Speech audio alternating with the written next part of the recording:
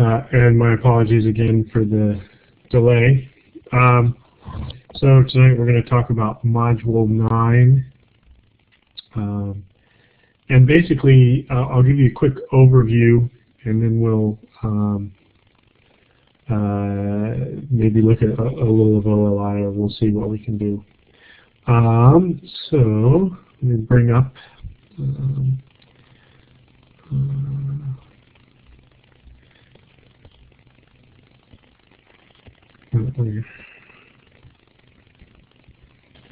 all right, so here's a page. So basically, in the last module, we would do hypothesis tests, and we would be doing something like P is equal to a certain number. Let's just throw out a number like 0.25, and then we might have an alternative hypothesis, which was an inequality, like say P is greater than 0.25. So we would be comparing the population proportion to 25%, assuming that it's equal to 25%, and seeing if the data from our sample gave us evidence that the proportion was in fact greater than 25%. Okay? And all this was based on the fact that our p hat there's a sampling distribution for the p hats, because when I say p hats, normally you have one sample, you have one sample proportion. But if you sent 30 people out and got 30 different sample proportions, they would vary. And the way they vary is they follow a normal distribution with a mean of p and a standard error of p times 1 minus p over n square root of all that. Okay? And so we use that both for the hypothesis test and for the confidence interval.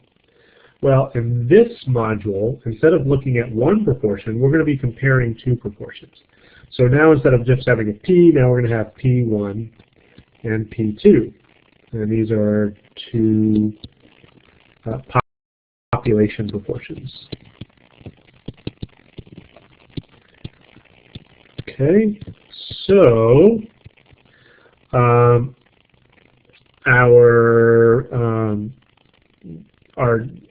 but in terms of the sampling distribution is actually for the difference in the two sample proportions from the two populations.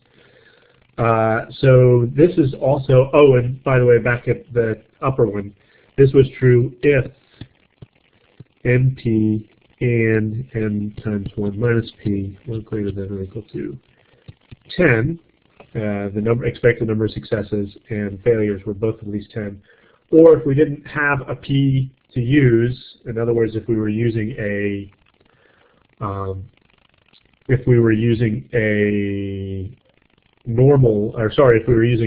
confidence interval and we didn't have some population proportion to use, then we would use observed successes and proportions and make sure that we had at least 10 observed successes and 10 observed failures.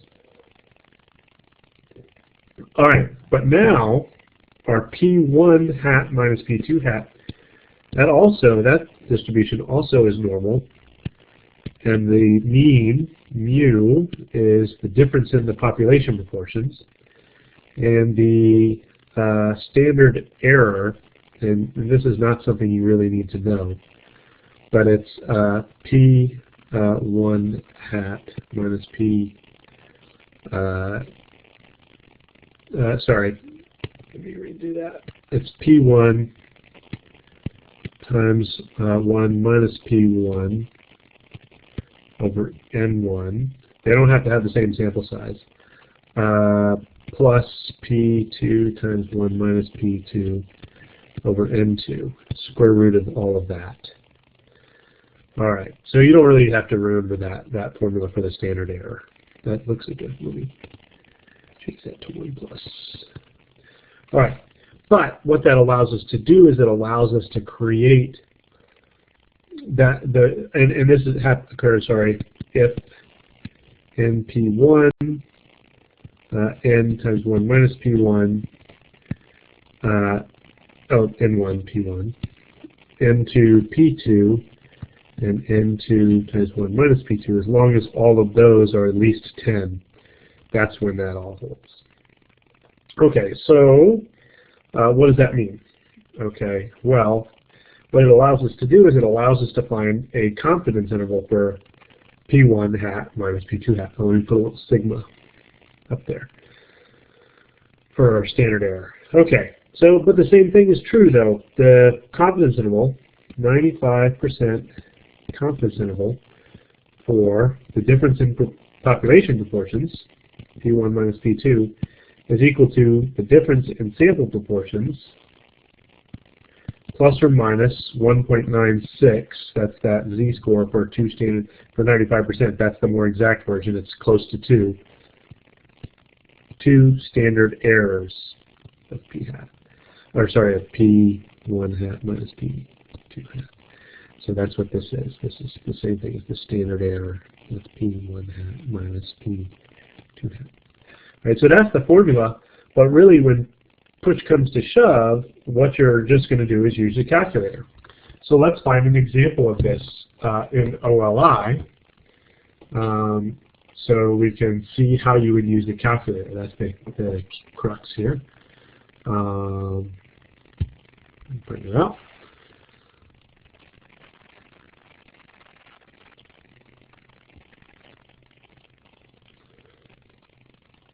So basically, you are never going to have to use that formula, that big, gigantic formula for the standard error of p hat. You're just going to go straight to your calculator if it says to find a confidence interval.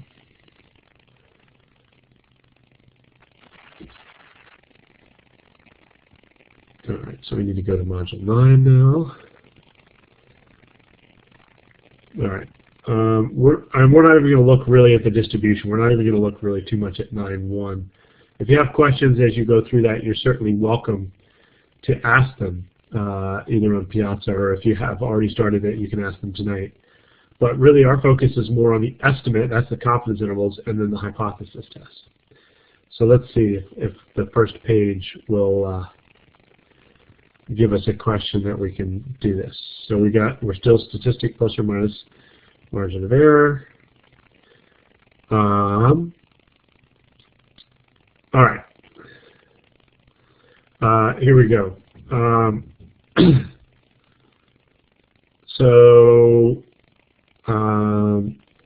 Let's see here. We'll look at this one right here about nuclear power. You may recall there was the tsunami in Japan. It talks about nuclear reactor accidents, but those were a result of the tsunami that hit the Japanese coast back in 2011, which seems like less than 3 years ago, but time flies. All right, so it says before the accident, 47% of a random sample of 1,004 U.S. adults supported expanded use of nuclear power. After the nuclear accident, 39% of a different random sample of 1,004 U.S. adults favored expanded use. Okay, so some key things here is when can you even do this type of confidence interval? The first thing is the two samples have to be independent. And in this case, because they're two different random samples, they are independent. And the population, one population is U.S. adults before the nuclear reactor accident, and the other is a population of U.S. adults. So they're basically, it's sort of like one population, but it's two different times. All right. So what we would do then is we would go to our calculator. Actually, let's pull that up. Up already. Oh, yes, I did. All right. Let's quit out of here. All right. Come on, you. All right. So to do this type of confidence interval, I hit the stat button, and I go over to tests, and I go down. This time, it's a confidence interval I'm looking for. And I assume they're not asking for the confidence interval in this particular example, but I'm assuming usually if this is the case, they'll do it later. So we'll be able to find the problem when they actually calculate this confidence interval. So this is a 2 proportion Z interval. So this is letter B. This is a confidence interval for 2 proportions. So we're going to use letter B. X1 is the number of successes in group 1. N1 is the number of successes in group 2. Sorry, it's the sample size of group 1. Sorry. X1, successes in group 1, N1, sample size of group 1. X2, successes in group 2, N2, sample size of group 2. Okay? But we are not actually given the number of successes, we're given the percentage. So what I need to do is go back to my home screen and actually do the calculation. I missed the second button. So I'm going to do 0.47 for the 47% times 1,004. Now I'm going to have to round, so 472 is what it looks like. And then I also, let's go back to the problem, and then 39% is the other sample proportion, so I'll do 0.39 times 1,004, and I get 392. So 472 and 392 for 1 and 2. All right, so we're going to do stats, tests again. I'm going to do my shortcut. I'm going to press the alpha key and then go to the key with the letter B over it, which is my apps key. All right, so X1 was 472. N1 was 1,004. X2 was 392, I believe, out of also 1,004. And I'll do a 95% confidence rule, so I'll leave my confidence level the same, and then I hit calculate. And there's my confidence interval. Okay, what does that mean? Okay, let's write that down so we can interpret it. So this is, we'll say this is from the nuclear power problem on page 153 of OLI. All right.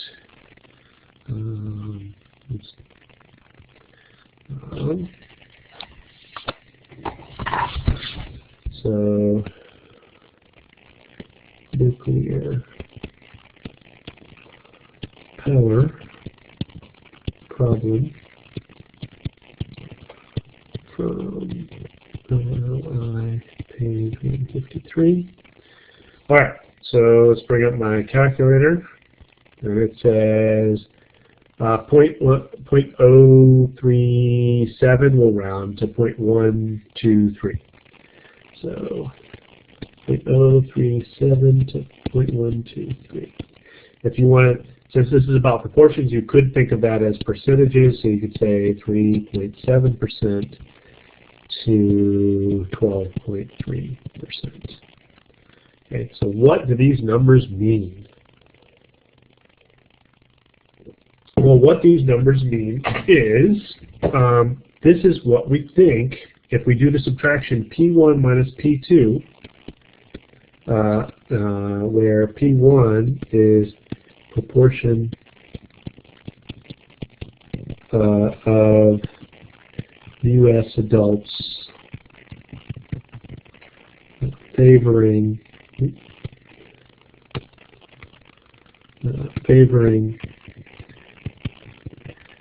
expanded nuclear power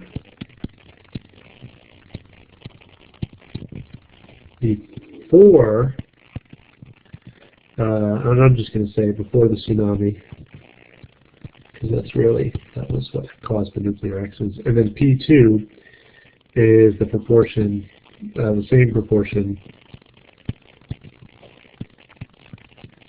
just a shortcut, after the tsunami. Okay, so what we can say is that if we look at P1 minus 2, that the proportion who favored expanded nuclear power before the tsunami is between 3.7 and 12.3 percentage points higher before the tsunami than after the tsunami. Or you could say that support dropped between 3.7 and 12.3 percentage points after. Now notice I'm being careful here. I'm saying percentage points as opposed to dropping a certain percent. So for example, if I say, let's say we have 80% who support something. If I say that support drops 50%, that means it's cut in half from 80% to 40%. But if I say it drops 50 percentage points, then it drops from 80% to 30%. So that's the key between, so it's not these numbers are not percent decreases, they're differences in the percents. So you sort of have to keep that in mind. So in terms of the interpretation, what we might say is we can be 95% confident, and these are tricky, these differences, but that the proportion of U.S. adults who supported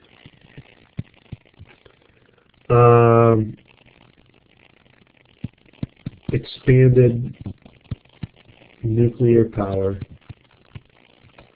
before the tsunami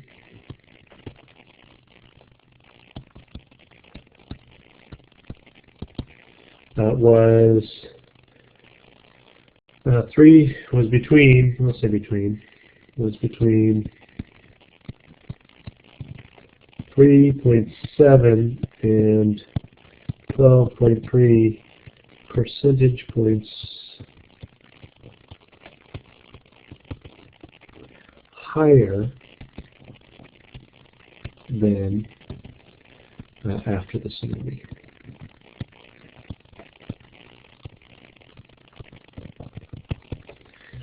Okay, so that's the interpretation of that sort of confidence interval. So you have to, it's a comparison between the two proportions. So positive means the first one is higher. If I had gotten a negative answer, that would mean we think the second one is higher. The key thing here to notice is that 0 is not included in that confidence interval,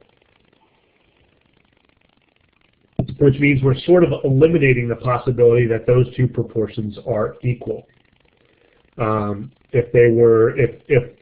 If the 95% confidence interval did not eliminate the possibility that they were equal, then one in the left side would be negative and the right side would be positive, meaning we were including 0, which would mean a difference of 0 means no difference in the proportions. All right. Would it be wrong to say that support dropped?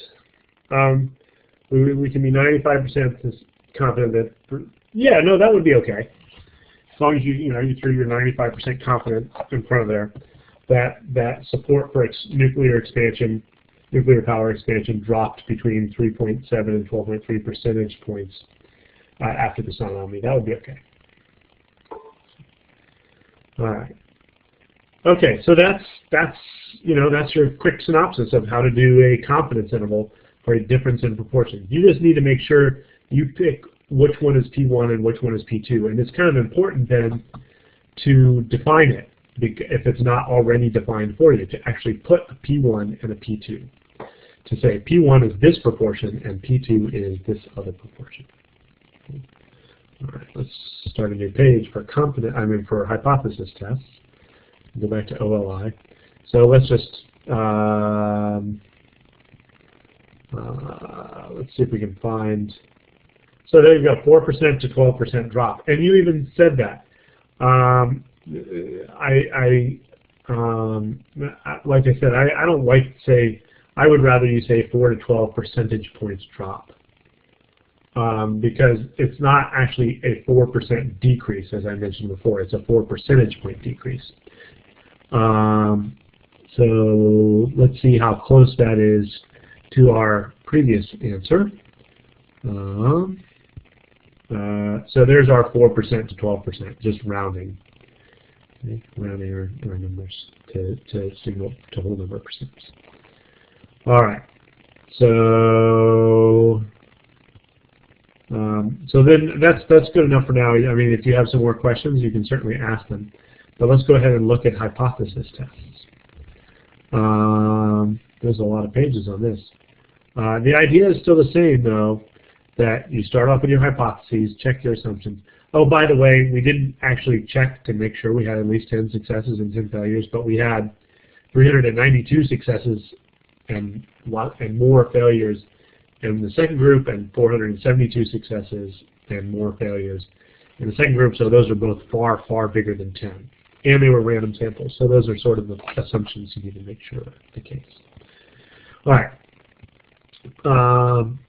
So we could have also done this problem that we just did as a hypothesis test rather than a confidence interval to see how sure, just what the p-value is.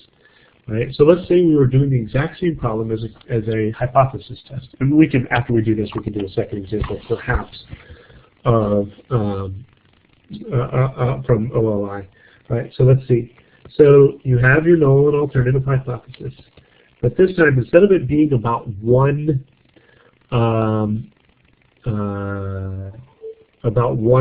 P, again it's about a P1 and a P2. Hold on. Okay, yeah, I'll post a video for this, for the second part of this. And my apologies for not starting on time. All right. Okay, so we've got P1 and P2. So the null hypothesis is always pretty much that the two proportions are equal. And then we believe that the support drops, so that would make P1 greater than P2 would be our alternative hypothesis.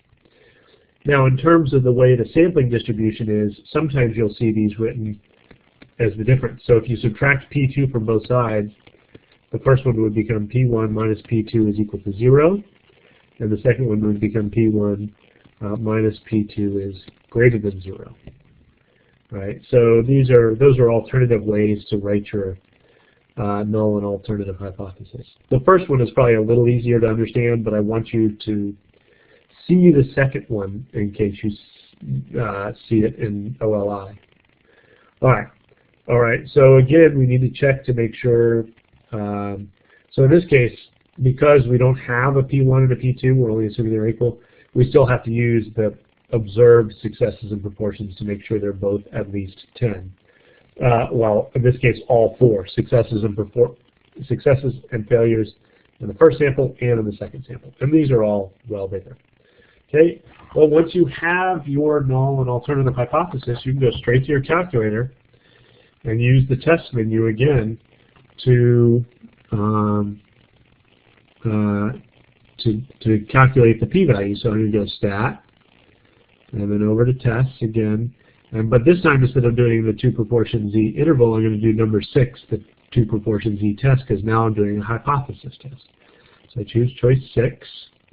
And notice my x1, my n1, my x2, my n2 are still there because those are variables. As soon as I type them in, the calculator remembers those. And it just is, I think it's coincidence here that my alternative hypothesis is already the correct one.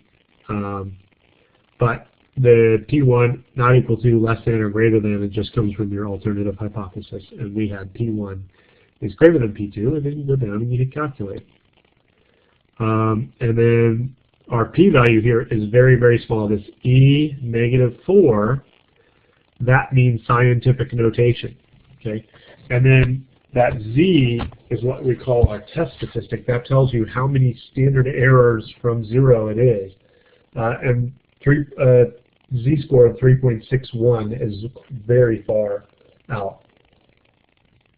Remember, only 0.3% of observations are beyond 3 standard deviations, so this is even further than that. So our test statistic, and I don't think I mentioned this last time, but it wasn't in the quiz, but our test statistic, that's the Z, that is about 3.61, very far from 0. And then our p-value, I like to write it that way, p-value, is approximately, let's pull the calculator up again. If you do times 10 to the -4, you have 3 zeros before you get to it, so it's about 0.00016 with 155. So this is something that happens well less than 1 in 1,000. In fact, less than 1 in 5,000. 1 in 5,000 is 0.0002. So this is a result that would almost never happen by chance, to get sample proportions that far apart if the population proportions are equal. So this is, again, this p-value is likelihood of sample results given, if we assuming that the null hypothesis, let's write that as HO, is true. In this case, that means assuming that the two proportions are equal, it would be very rare to get sample proportions as far apart as we did. So if P1 equals P2, it would be extremely unlikely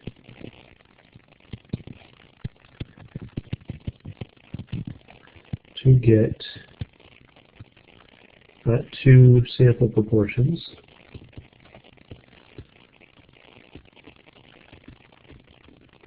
as far apart as the ones we observed. All right, so that means we're probably going to reject the null hypothesis. Remember, the way we decide whether to reject the null hypothesis is we compare that p-value to our significance level. Well, we didn't define a significance level. Well, the smallest possible significance level, well, not smallest possible, but the smallest one that really anybody uses is 0.01. Well, this p-value is much, much smaller than 0.01. And so that would lead us to very convincingly reject the null hypothesis in favor of our alternative of HA. All right, and then we write our conclusion about the problem. There is very strong evidence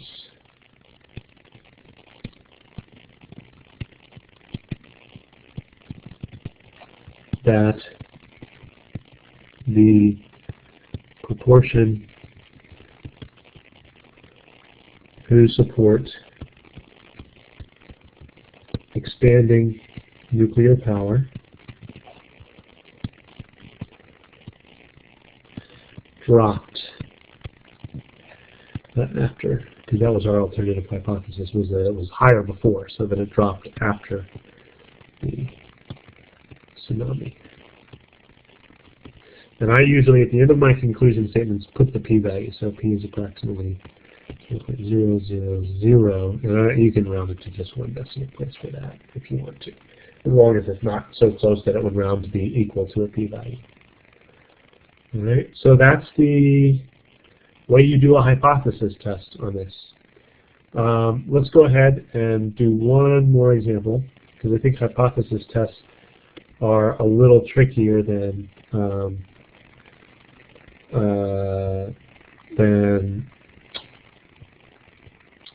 confidence intervals. So let's take a look at it.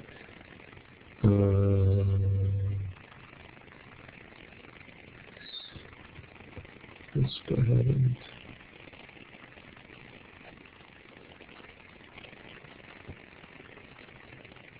I'm going to pick a different one than that first one.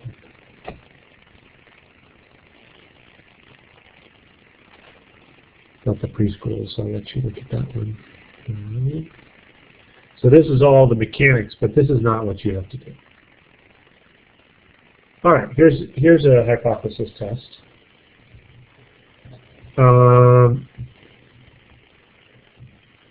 So comparing Walmart with other firms' insurance companies. This is a 2003 press release. I assume this was referred to earlier in the module for the AFL-CIO, which is an organization representing unions. So you always have to keep in mind who's making statements when you think about statistics. Walmart exemplifies the harmful trend among America's large employers to shirk health insurance responsibilities at the cost of their workers and community. Fewer than half of Walmart workers are insured under the company plan, just 46%. This rate is dramatically lower than the 66% of workers at large private firms who are insured under their company's plans, according to a new Commonwealth Fund study released today. The press release claims that there is a 20% difference in the proportion of workers with insurance when we compare Walmart to other large private firms. In hypothesis testing for two population proportions, we cannot test a claim about a specific difference between two population proportions. Instead, we test the claim that the proportion of Walmart workers with health insurance is less than the proportion of workers at large private firms with health insurance. Okay, so what we're going to do is, instead of taking those data as fact, we're going to collect two random samples of our own. First, it says we select a sample of 50 Walmart workers and find 23 that have health insurance, exactly equal to that 46%. And then it says we select a random sample of 70 workers at large private firms and find 43 with health insurance. Okay, and then it gives you the level of significance. Now I'm not going to scroll down. We'll do this on my worksheet page. But the thing to keep in mind here, again, when you first see the data, make sure you have at least 10 successes and failures. I see 23 successes, and I see that would make 27 failures. And then in the private firms, 43 successes, and that would leave 27 failures. Okay, so oh, by the way, that thing above about the 20% difference, that's not entirely true that you can't test that. So we're not going to worry about that at the moment. All right, so let's bring up our page here. So we're going to let P1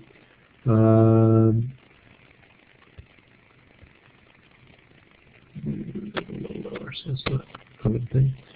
We're going to let P1, I'm going to define my proportions. P1 is the proportion of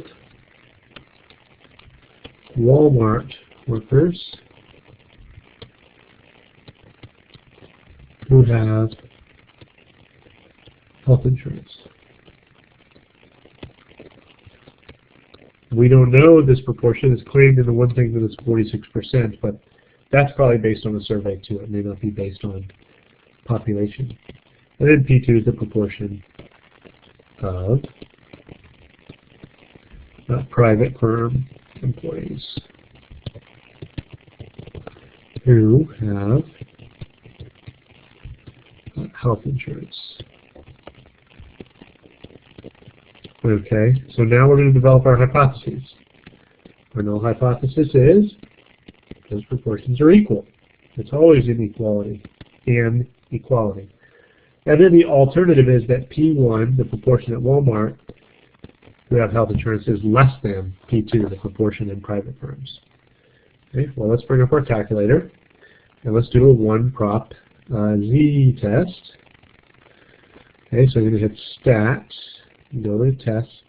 Oh, sorry, a two prop Z test, number 6, because we were dealing with two proportions, P1 and P2. So I hit 6. All right, so X1 was 23 out of, and then N1 would be 50. So 23 out of the 50 Walmart employees had health insurance, and then X2 is 37 out of, oh sorry, it was 43. 43 out of 70. All right, and then now instead of P1 being greater than P2, our alternative hypothesis is that it's less than P2, so I choose that. Then I go down and I hit calculate, and very quickly it gives me a p-value of 0.047. Okay, and a test statistic of -1.67. So test statistic, we usually report that. Again, it's just to kind of give us an idea in terms of number of standard errors apart that they are. So the test statistic is equal to Z equals -1.67, and the p-value was about 0.047, which is just a little bit lower than our significance level of 0.05. And so what that significance level tells me, it means if I get results that would occur by chance less than 5% of the time, 1 time in 20, then it's going to give me cause to reject the null hypothesis. Well, we did get results that occur less than 5% of the time. They occur 4.7% of the time by chance if the two proportions are equal. Well, that's enough to reject the null hypothesis. Because it's less, if it had been greater than 0.05, we would have failed. We would not have had enough evidence to reject the null hypothesis. So there is enough evidence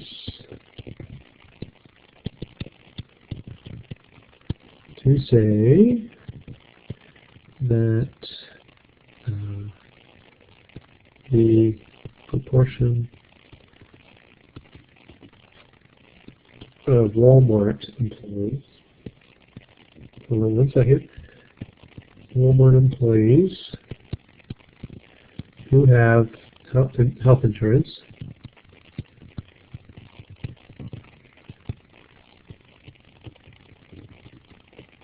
is less than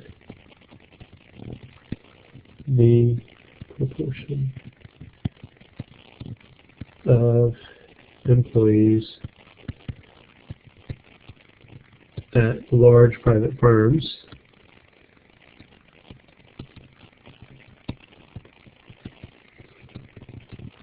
who have health insurance.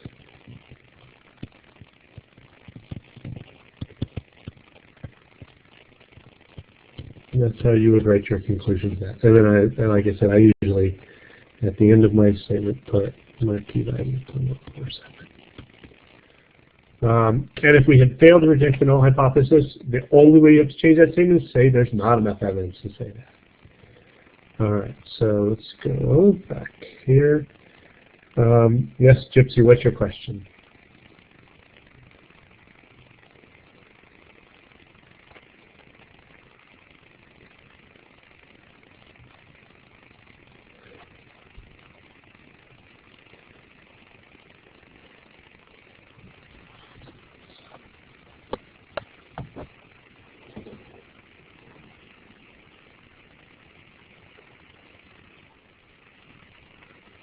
I keyed in, Rhonda had to come up with something. So I had come up with something. Oh, so did you get the same answer that I did when you redid it?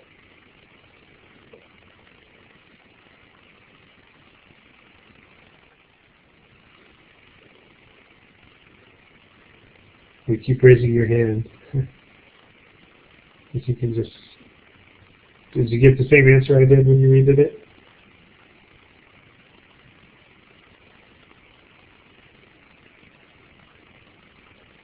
You also get, I guess, click the check box. Oh, we lost Gypsy momentarily. I'm sure she'll be back with us.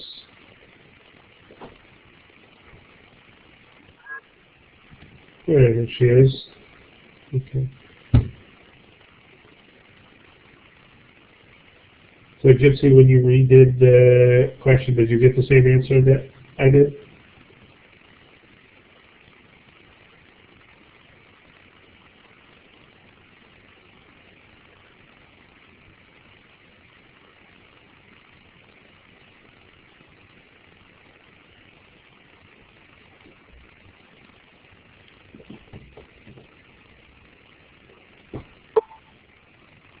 Oh, I'm sorry about that. Hopefully when I post it up, it'll work okay. I guess my question was, I can type in my question, but I'll say it again, but it's just, did you get the same answer I did when you redid the problem?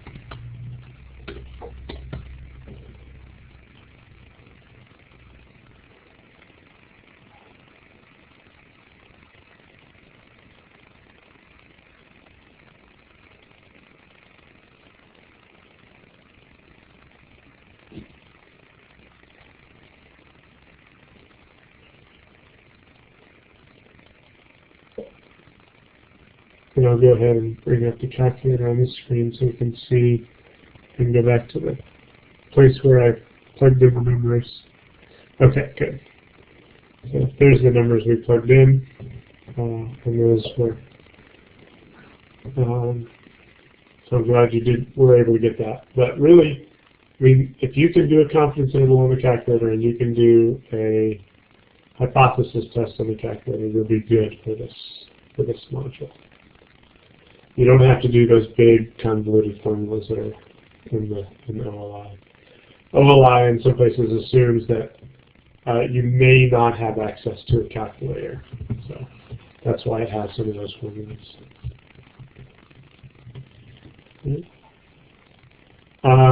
Do you have any other questions? I think that more or less covers what I wanted to cover tonight.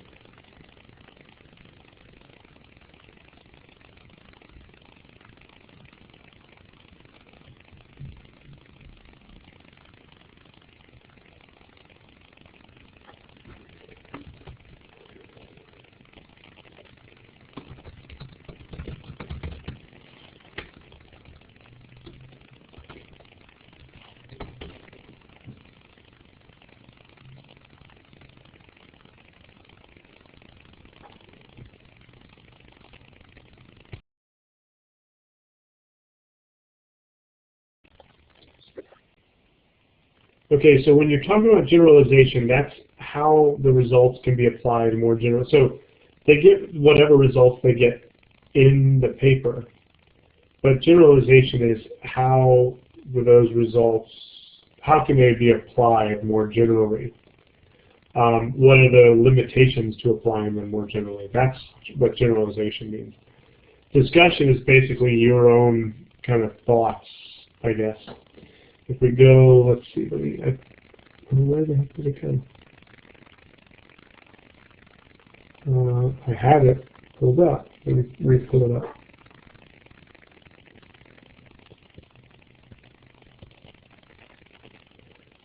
Let's see here.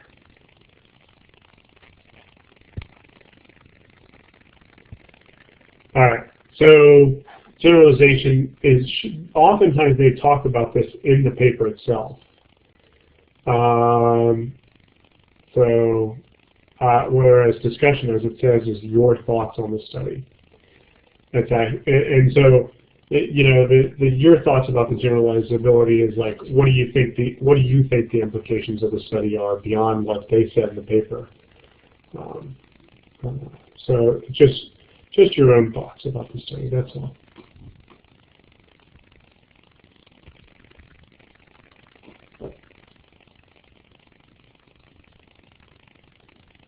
Anything else?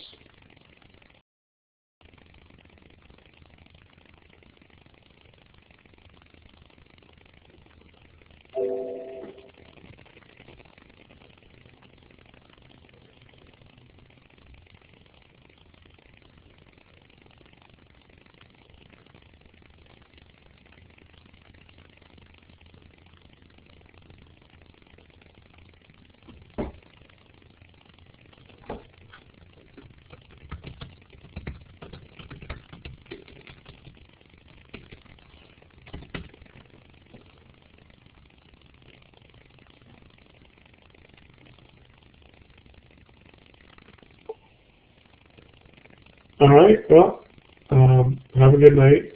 Any other questions, feel free to ask, and I will talk to you Monday, if not sooner.